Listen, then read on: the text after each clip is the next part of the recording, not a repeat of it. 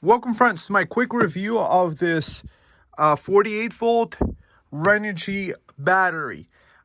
It's going to be more of an unboxing and the reasons why I got it. Put your comments down below why you would get such a thing. So what sold me on this 48 volt battery? Well, its compact design is actually pretty nice. Let's get the sizes. This is a 2.5 kilowatt battery and it weighs probably let's see.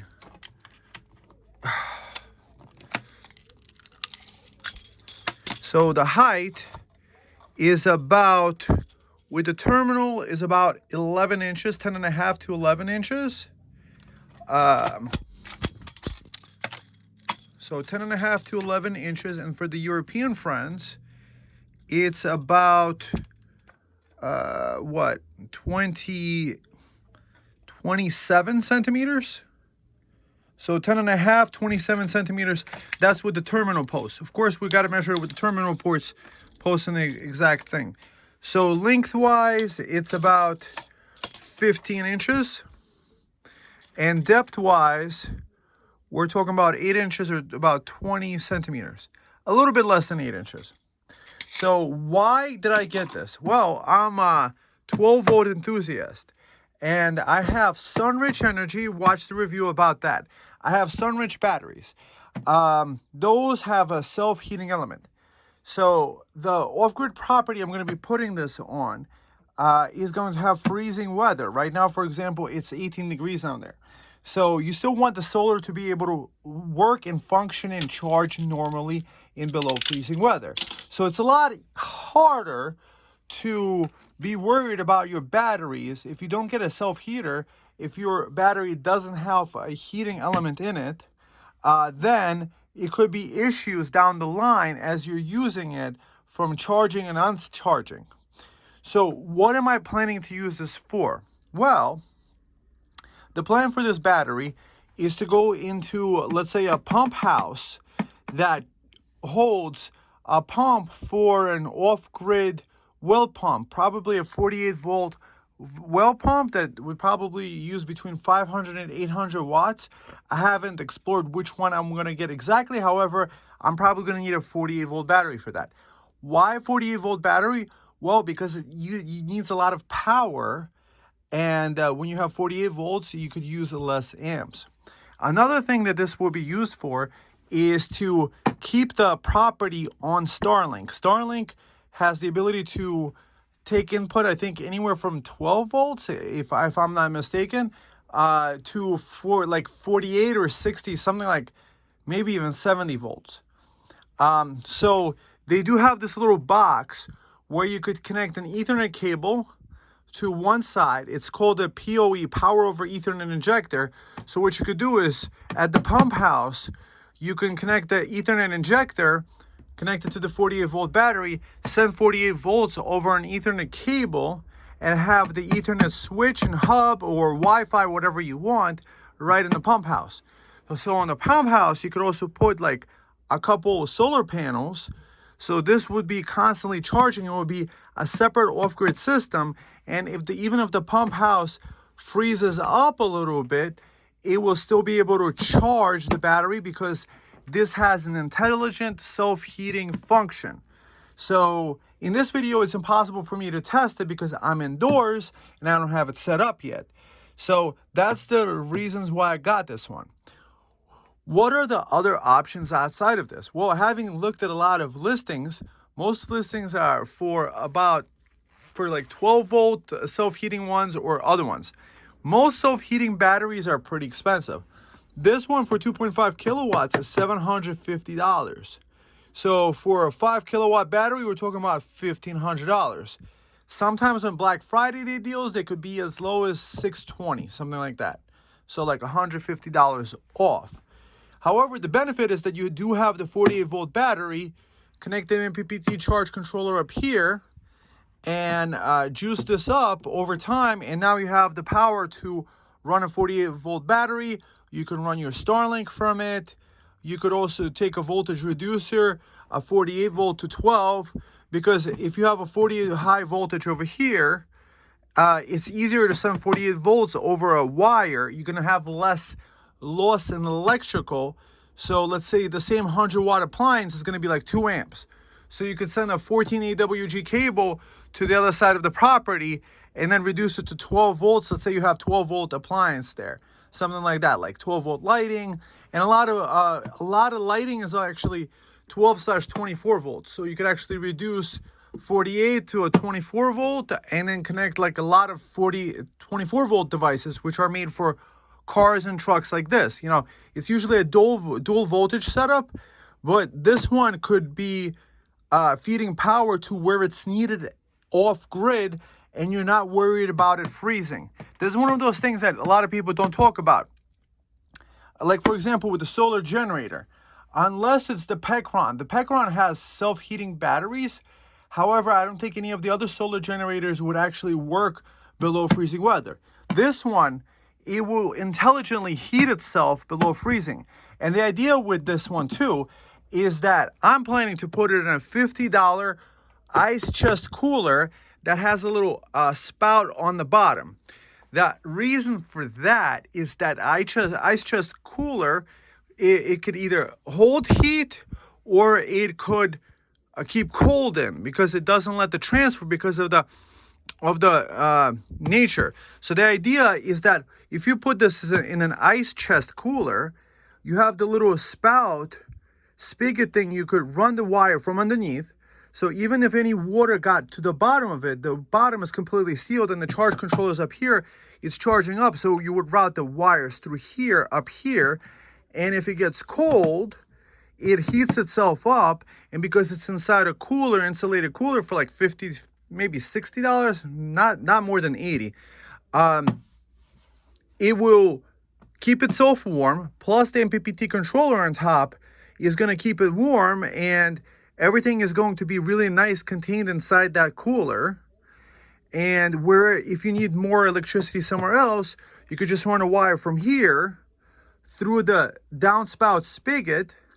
And because it's 48 volts, we can send, you know, let's say we need 250 watts somewhere, 5 amps easily over a 14 AWG wire.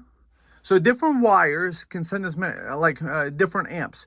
So a 10 AWG wire for 50 feet in a silicone coat costs $100. However, you could buy 5 times more for twice much. For like $200, you could get a 14 AWG, which can carry 15 amps. So, but 15 amps of 48 volts is close to a kilowatt. So there's a lot of benefits to having a 48 volt system that you have a bunch of solar panels set up to it. The idea that I'm planning with my solar system is to be able to have independent systems. So let's say this guy runs out of electricity. This guy will never run out of electricity because I have 2 of these. So I could parallel them up, and because it's a 48 volt system, I could get a Victron 20 amp controller for like $75. The $75 controller goes into here, connects a charger, keeps it charged up with a couple of solar panels, keeps another one charged up, and then wherever I need 48 volts, such as to the Starlink, such as to operate the well pump, there's 5 kilowatts of energy saved up to be constantly running those devices. Like, for example, you want internet all the time probably.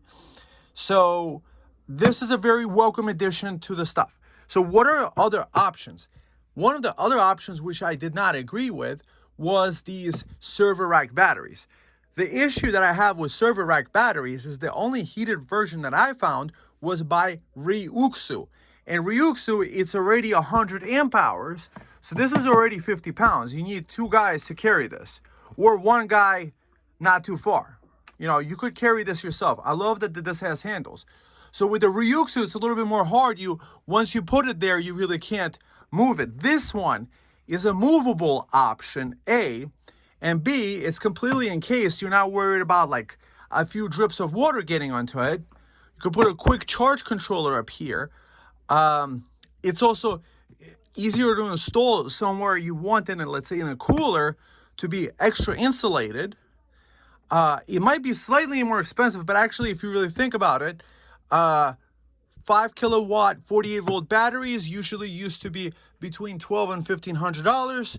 So even if you don't buy this not on sale for like $1,500, let's say plus tax, $1,600, maybe it's pushing it a little bit. However, the self-heating thing, if you ever have any below freezing temperature, your standard battery is just going to shut off from being able to be charged up. This one is just going to take the first 100 watts. If I understand it correct, the first 100 watts is going to go warm it up to, let's say, 510 degrees or whatever temperature it's supposed to be. And then it's going to let it charge without breaking the battery. So longevity-wise, yes, I'm paying a little bit more upfront. However, if I'm operating an off-grid system, I never want it to break. I want to just put this next to my well pump. I know this battery is going to be good for a long time. Plus, parallel two of these together, even if one went bad, you're completely good. You still have all the energy power that you need.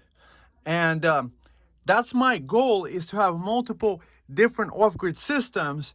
Let's say one for lighting, one for this system, one for that system. So this way you could run it easily and quickly. And that's basically my reasoning for getting this specific RENOGY battery. They run sales on their website, and sometimes when you sign up to their email list, I'm not an affiliate or anything. I bought this with my own money. So this is like, I guess, as honest of a review as you could get, because, you know, I'm constantly looking for equipment. And this is the idea of wise buy, is that, you know, am I wise to buy this? I think I was wise to buy this. So do not disassemble, crash, puncture. I really like this. This build quality. Well, yes, it's plastic. You know, don't melt the plastic, I guess. Don't puncture it. Don't do all these things that it says here.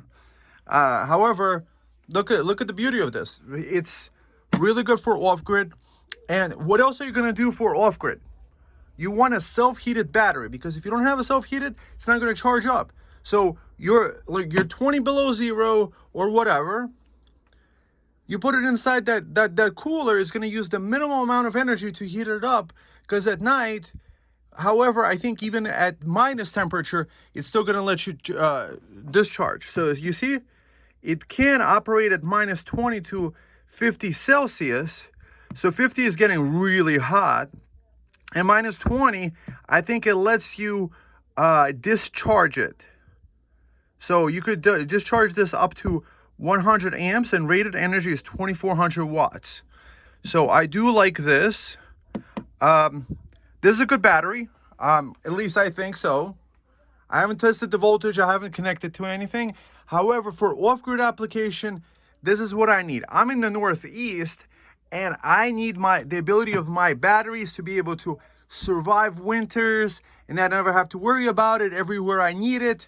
I just have a few solar panels, a 48 volt battery here, a 12 volt battery there, whichever ones I need for the most power. So for a well, that might have like a lot of starting amps. So with 100 amp starting current, this guy could like push even 5,000 watts to start pumping from multiple 100 feet underneath the ground for the juiciest, freshest artesian spring water. So, which is really important. So it says don't put it inside water. I guess that's a good idea. Over here is my serial number. I covered it up. And that's it. It's a deep cycle lithium iron phosphate battery. So it's the chemistry that is designed never to have any issues with thermal runaway, because it doesn't produce its own oxygen for a burning thing. So you obviously should not put it in a fire, like it says there. However, it's not going to just randomly go like EV on you and just go out of nowhere. So the bolt over here, it's one of these, I guess, screw-on bolts, and it does come with a little springy action thing to keep the wire in place as you do it. So I do like this battery overall, having just unboxed this, and I'm figuring out where I'm going to use it. The next plan of action is I'm going to take a piece of Lexan and attach it to the top with double-sided tape and a 20 amp Victron charge controller, and I'm gonna put two circuit breaker switches to the system, so I could always disconnect from the battery. So nowhere from these two switches is going to be more than 50 amps allowed to be drawn. So that limits the circuit. Yes, there's a circuit breaker in their computer thing. However, I'd rather keep it on the safe side. And because we're working with 48 volts, most of the time we won't need that much power. And if I really need that much power, I could always connect a 48 volt, let's say, inverter to it, put a max fuse there, like an inline fuse, and it could work perfectly the way we need to. So I hope you guys enjoyed the review. Put the thumb up, watch the other ones, and put your comments down below. What would you use for your off-grid setup where you have below freezing temperatures, at least during the winter? All right, friends, bye. So this is Lexan on the bottom. It's polycarbonate, so it has a really high melting point, so it doesn't burn or anything like this. So 3 10 AWG cables to each one of these. So that allows for up to 100 amps. These are 50 amp circuit breakers. This one puts in maximum 20 amps. The kit does come with these things covering. So the terminals, you can't put like a screwdriver over here accidentally and screw it up. On this side is going to be Anderson connectors. And coming out from the mppt solar charge controller is going to be this. This is a meter. So the goal is to be able to plug in solar panels over here. See, I also put some extra fuses here on the input, so I can connect 2 solar panels easily, and I also could connect the load. See, there's also a fuse. This didn't come with the things. This is how I set things up. With the idea in the field is that I should be able to put this down where I need it. Let's say in a cooler or without a cooler. Let's just say underneath a light. Connect a couple solar panels that are, let's say, 60 volts, whether in series or parallel, and then turn the switch on. You know, usually up is on, and you would be viewing it from this angle, like this. So it's going to be attached to over here like this, and I'm going to have this meter over here like that. So the idea is that the solar panels come in here, they get combined, and whatever power is going into the battery is going to be shown on here. So that's the idea, so that the power comes in, so where I need it, I drop it in, and it's going to have all the benefits of a solar generator. However, maybe slightly more compact, maybe not. But built by me for my specifications to be able to self-heat when I need it. So I could drop this battery anywhere. So you guys kind of see the design. So these rubber things come with that. And then you could put this underneath the table like this. Put the charge control over here. So let's say it's underneath the desk. So you're still protected. You got this fuse. You got the BMS inside. It self-heats. And you could put it under the table or somewhere. Connect a couple of solar panels via Anderson connectors over here. And even connect maybe a load. Maybe connect your Starlink to over here. You could make it run off the... Yeah, and there you go. That's the setup that I came up with for an off-grid solution that allows you to charge it all in one, and 2 people could carry it easily. I don't recommend one person could carry it, but maybe have a cart and be very careful. By the way, this is for educational purposes only and entertainment. So I'm not telling you to do this. I'm just saying that's my plan, what to do with this setup.